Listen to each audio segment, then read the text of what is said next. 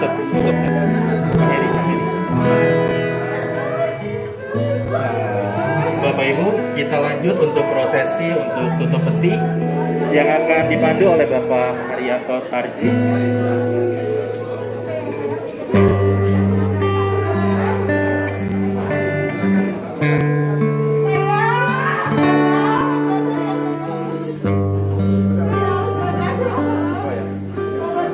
Oke. Ya. Silakan kepada petugas dari Bapak Ibu minta tempat sedikit. Silakan. Ya. Beri tempat sedikit. Awas. Dep. Ya, awas. Ya.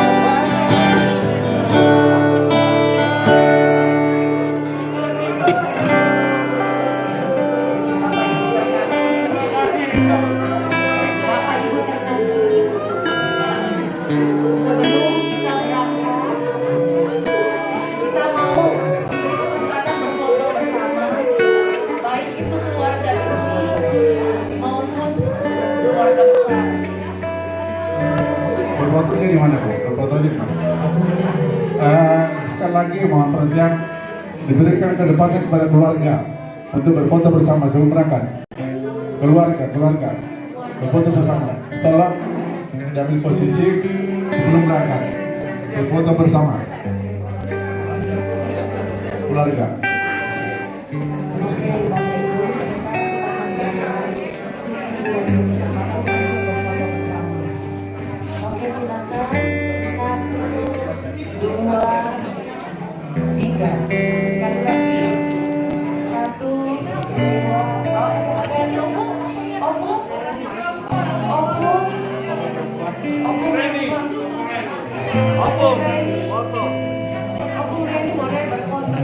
Ya. Sabar, kita tunggu sabar.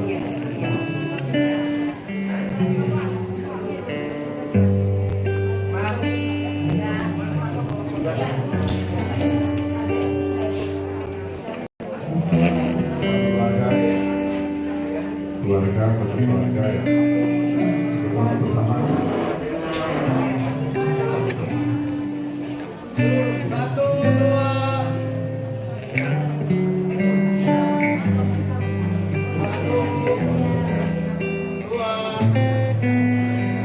Sekali lagi, 1, 2, 3. Oke. Ya, haleluya. Teruskan acara kita. Bapak Ibu, selesai kita akan melanjutkan ke acara pemakaman. Bagi Bapak Ibu yang ikut mengantarkan apa semua ke pemakaman Menteng Pulau, itu boleh siap-siap di mobil sekarang. Kita akan beriring-iringan dengan mobil yang akan membawa amal. Oke. Bapak Ibu tunggu sebentar. Oke, boleh duduk sebentar Ibu, sebentar ya Bapak Ibu. Boleh sebentar. Duduk dulu. Silakan duduk. Oke. Ada pesan dan pesan dari keluarga. Waktu dan tempatnya.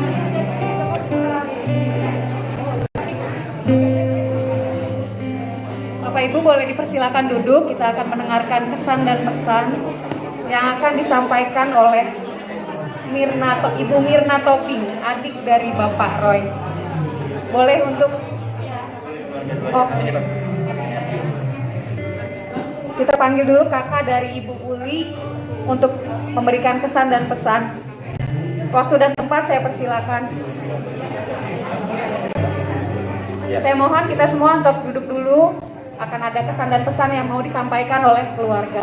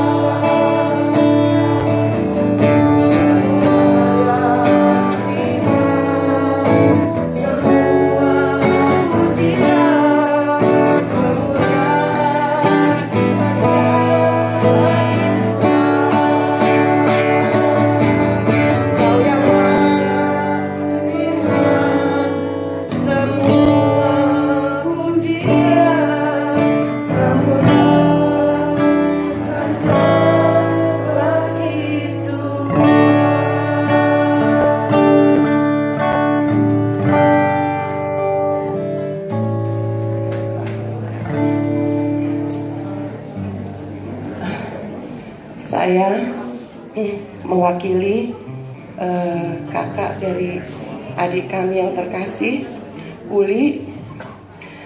Kami mau mengucapkan terima kasih atas segala kebaikan, perhatian seluruh keluarga, teman-teman yang sudah datang ke pemakaman adik terkasih kami.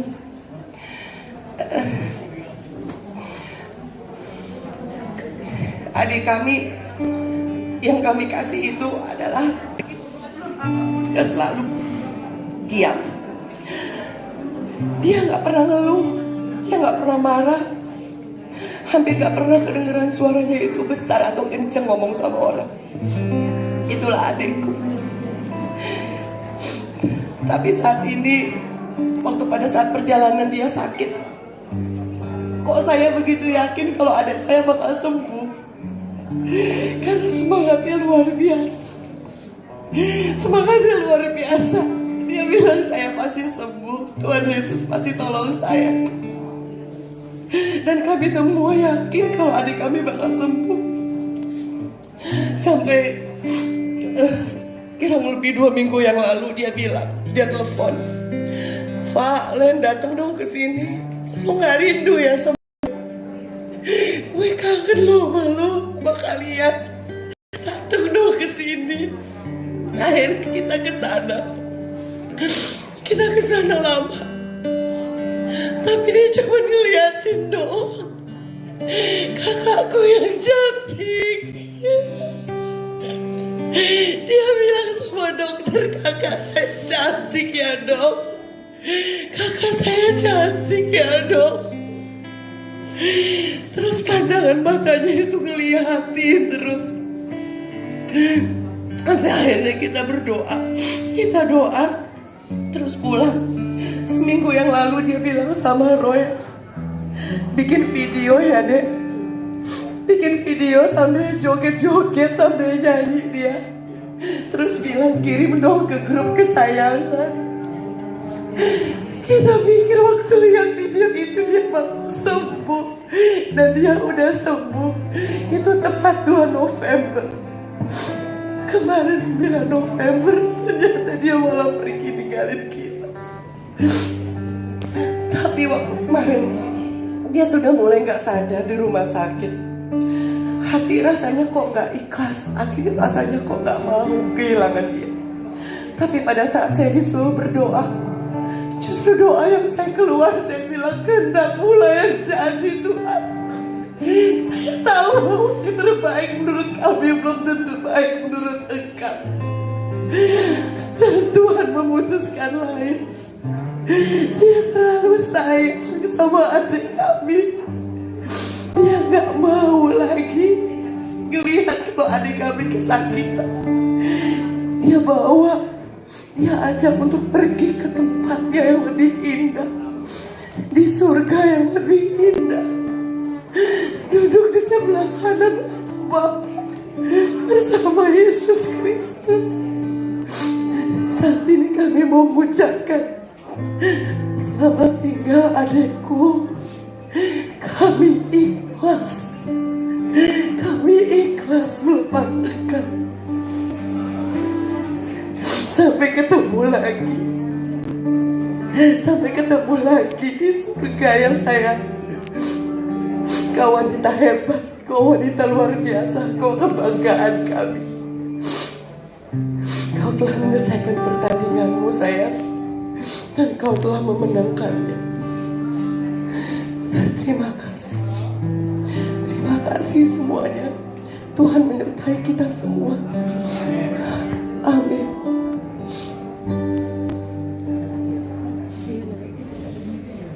Terima kasih. Untuk selanjutnya kita mau mendengarkan pesan dan pesan yang akan disampaikan oleh Ibu Mirna Tobing, adik dari Bapak Roy. Waktu dan tempat saya persilakan.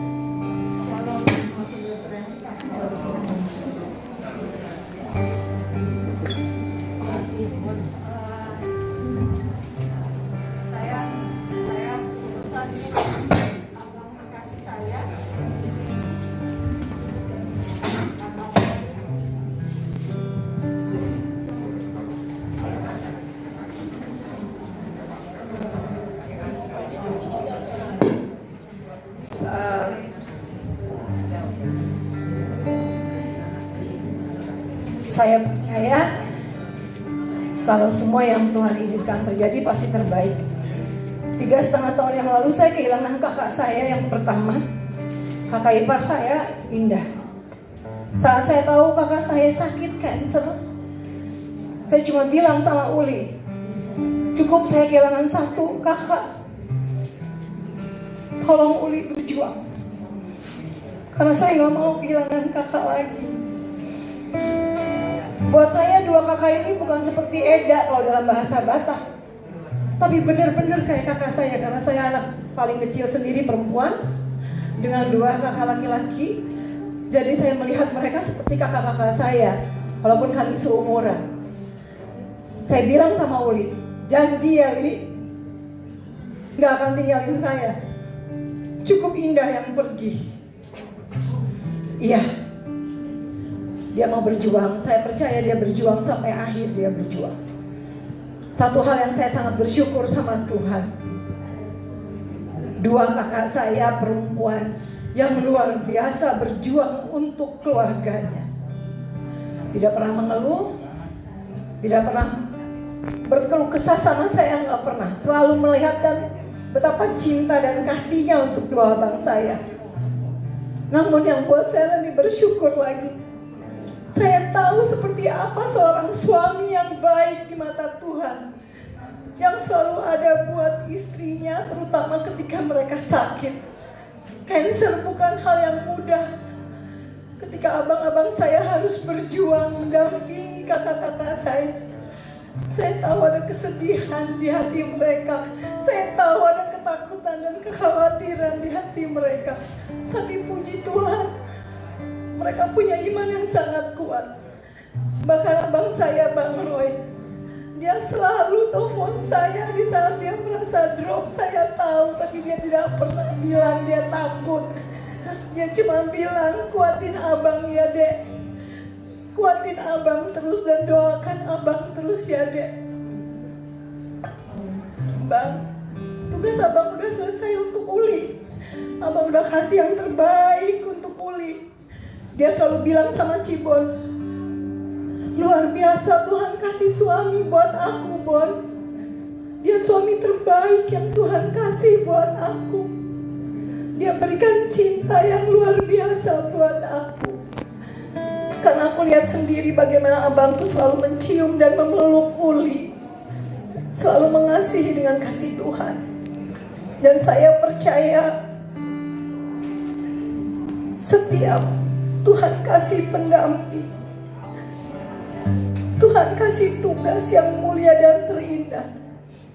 Dan saya percaya 4 anak yang akan diizinkan Tuhan untuk saya jaga, saya dampingi dalam kondisi saya single.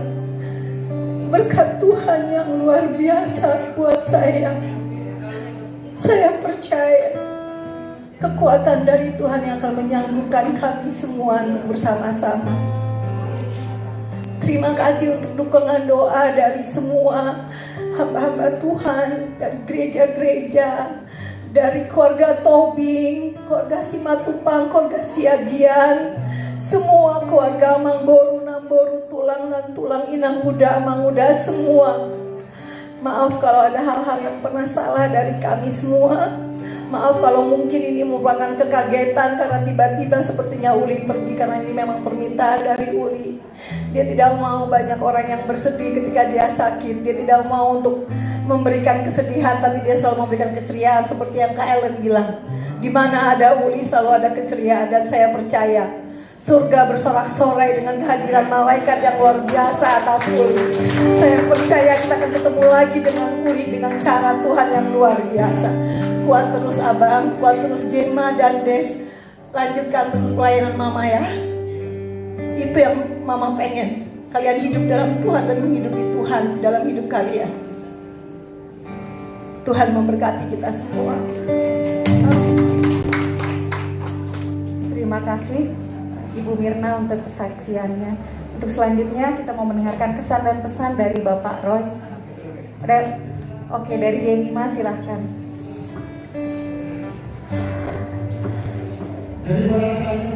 Sebelumnya, Jemima, anak pertama Mama Uli, mau ngucapin terima kasih banyak yang sebesar-besarnya buat Opung, buat Nak Boru, Nak Tulang, Bapak Tua, Om, Tante, seluruh teman-teman Mama dari Yoha dan teman-teman rekan Mama yang lainnya. Makasih banget udah nemenin Mama. Makasih banget udah baik buat Mama. Makasih banget udah nemenin Mama sampai akhir hidupnya. Kedua, jadi mau ngucapin terima kasih untuk Mama di surga. Mama adalah orang paling dekat sama Jema.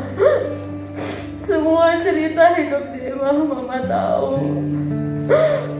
Semua tangis Jema, ketawa Jema, Mama tahu. Gak pernah ada yang Jema gak cerita ke Mama. Bahkan di saat Jema takut tidur di kosan, Jema cuma butuh telepon Mama supaya Jema bisa tidur.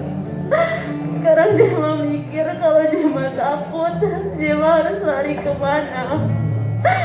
Tapi Mama udah sempat bilang sama Jema di hari Senin kemarin, Kakak, untuk pertama kalinya Mama ngomong, Mama capek. Mama capek di situ. Dan Jema cuma bisa respon, Mama capek ya, Mam. Dia cuma bilang, iya, maafin Mama ya Kakak, Mama capek. Disitulah untuk pertama kalinya Jema ngerasa Jema ikhlas ya Tuhan. Apapun yang terjadi, biarlah semua sesuai dengan kehendak Tuhan. Tapi Jema percaya, walaupun Mama di surga, Mama akan selalu hidup di hati Jema. Mama akan selalu ada di samping Jema. Dan Jema janji, Jema akan jaga adik. Jema akan jaga Papa. Dan Jema akan gantiin Mama sebagai ibu di keluarga ini. Doakan Jema menjadi orang yang sukses. Doakan Jema supaya Jema bisa menjadi seperti apa yang Mama inginkan selama hidup Mama. Terima kasih Mama, selamat jalan Mama. Semoga Mama selalu bahagia bersama Tuhan Yesus di sana. Terima kasih semuanya sekali lagi.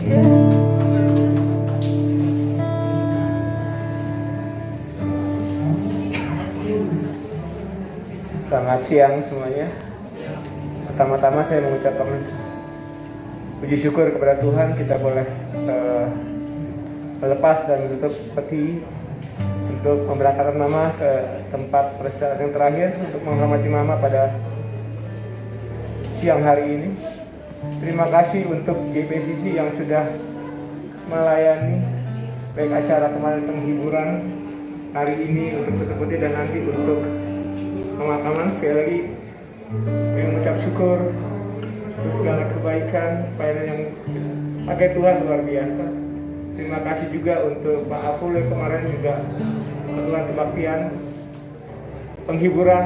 Demikian juga GKN tadi ada kebaktian penghiburan dan semua keluarga besar, baik itu Siagian, baik itu Tobing, baik itu gereja GKI juga tadi, dan juga keluarga Simatupang, keluarga dari Mamas juga ada, dan keluarga-keluarga yang belum saya sebutkan satu persatu, tapi semua ada di hati kami. Kami merasakan bagaimana pada waktu kami dalam keadaan duka yang sementara ini, tapi kami diberikan oleh kekuatan dari keluarga-keluarga kami yang mencintai kami, terutama mencintai, kami boleh melihat bagaimana mencintai istri kami, luar biasa. Dan kami juga mengucap syukur karena istri boleh bekerja di perusahaan di mana support 4 bulan dia tidak bekerja karena dia harus menghadapi kemo, tetapi semua diberikan kemudahan, diberikan izin untuk tidak bekerja pada waktu kemarin juga 1 bulan pegawai. Poinnya ini ada lagi pengurangan, dan aku melihat aku kan udah nggak kerja 4 bulan ini, tapi tetap berdoa ya, yang terbaik Tuhan akan berikan. Kita berdoa, ternyata dia ditelepon Zoom dan dari HRD bilang, Ibu, masih kami butuhkan tenaganya.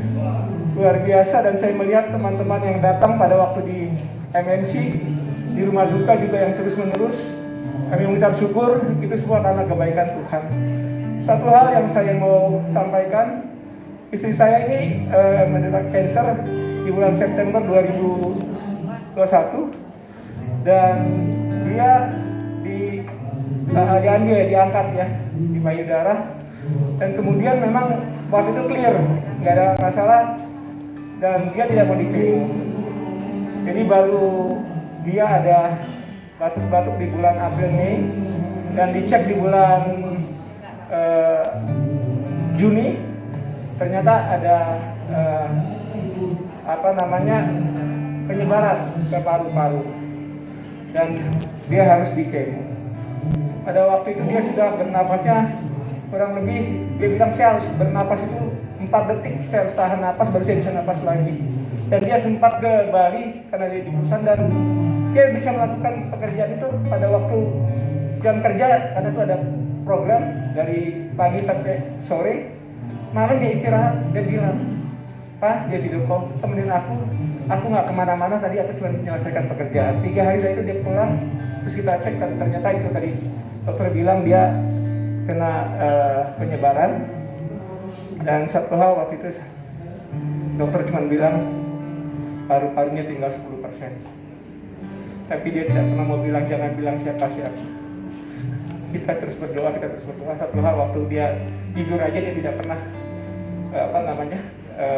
terlentang, dia selalu duduk. Tapi Tuhan lakukan mujizat. Pada waktu napasnya dia dalam keadaan sulit, dia harus di kemo di sininya untuk masukin kemo pasang. Di situ dia menyaksikan kebaikan Tuhan. Pada waktu itu dia bilang begini, "Pak, pada waktu masuk kita berdoa dan kami juga bersyukur ya buat keluarga dari Medan, ada yang tahu kami pendeta yang terus berdoa juga buat kami, keluarga besar kami sangat mendukung juga." Jadi waktu dia masuk ke ruang untuk dipasang untuk pasca kemo itu selang, ada satu kejadian di mana dokter menangani. Pada waktu itu dia bernapasnya sulit, pakai masker, dia harus dioperasi. Terus dokternya bilang begini, "Biasanya cepat, tapi kulitnya terlalu keras." Dia bilang begitu. Dia dalam kesakitan, napas susah. Dokter bilang begitu, dia bilang sama dokternya, "Kenapa dok? Susah ya dok? Tenang ya dok, tenang." Padahal seharusnya dokter yang harus bikin dia tenang. Tapi dia kebalik, "Tenang ya dok, kalau memang ini memang baru pertama kali yang dokter lakukan, dok, anggaplah ini pembelajaran buat dokter, mungkin ada lagi yang seperti ini." Lalu proses itu berjalan cukup lama dan dia harus menahan nafas.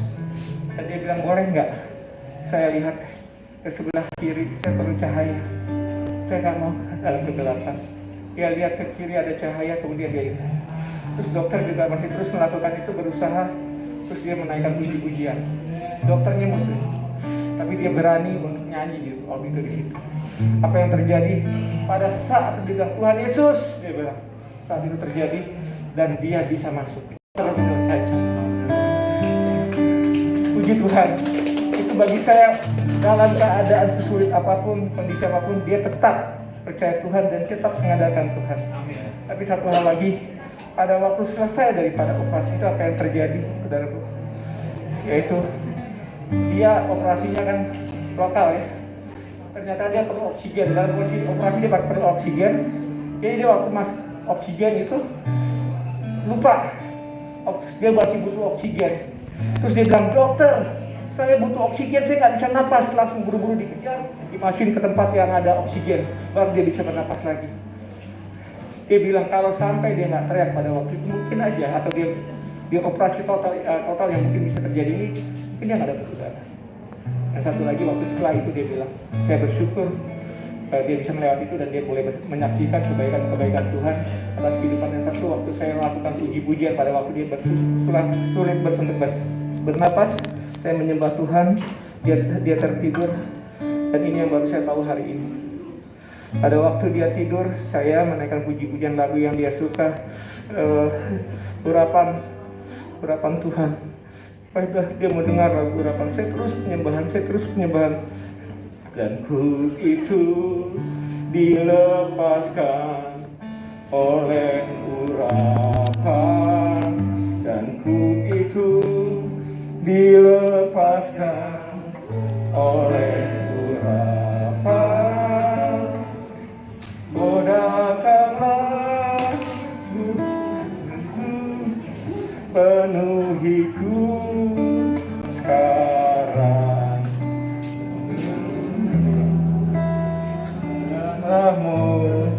Raja segala raja. Apa yang terjadi? Dia tertidur.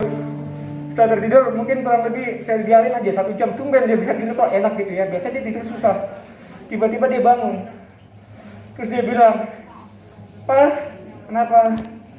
Kok aku bisa tidur?" "Oh ya? Ya aku perhatiin dan aku diemin. Lagu itu terus berputar, aku diemin." Terus dia bilang begini, "Pak, pada waktu tadi aku tidur kok aku seperti ada puji-pujian yang warnanya putih semua.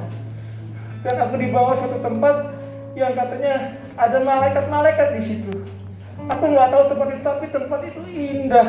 Puji-pujian itu indah sekali. Padahal lagu-lagu itu bukan lagu yang itu, ternyata dia bilang ada puji-pujian yang indah yang dia dengar di sana.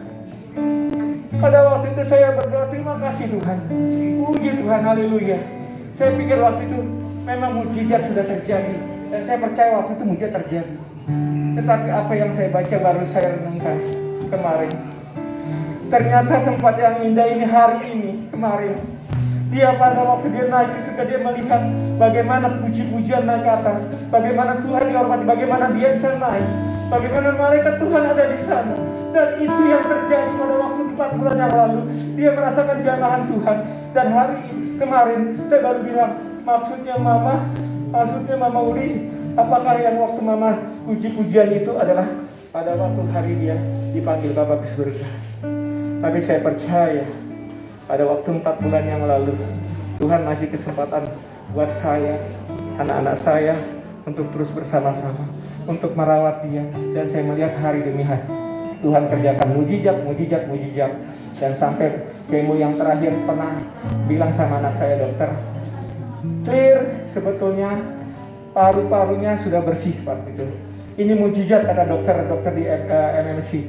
Dan saya masih ingat Gema dia bilang, ini mujizat ya Gema gitu.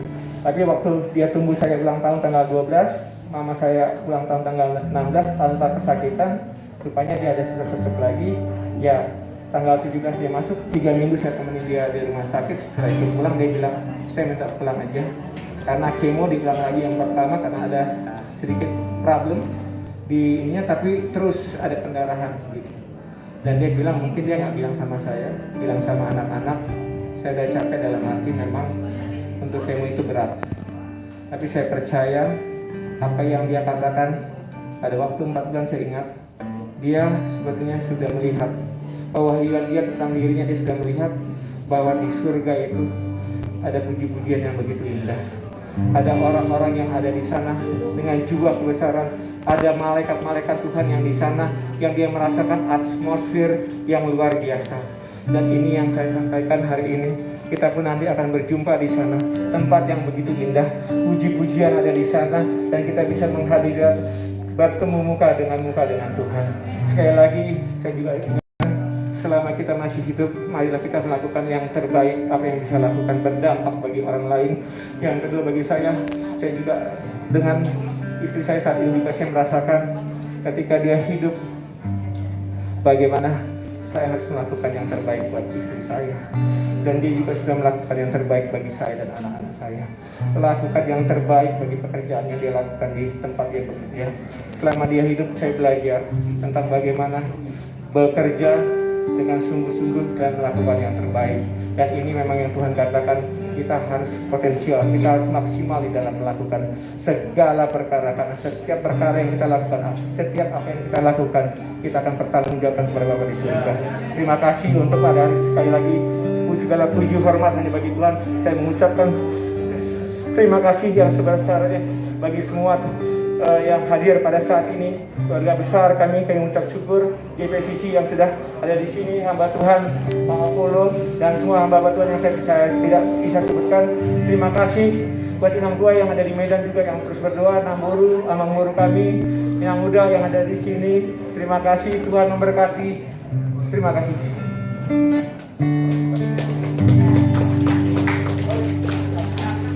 Satu lagi, mohon maaf, saya ada teman juga saya yang belum saya sebutkan. Ini Ito Hana adalah kalau di saya nih leader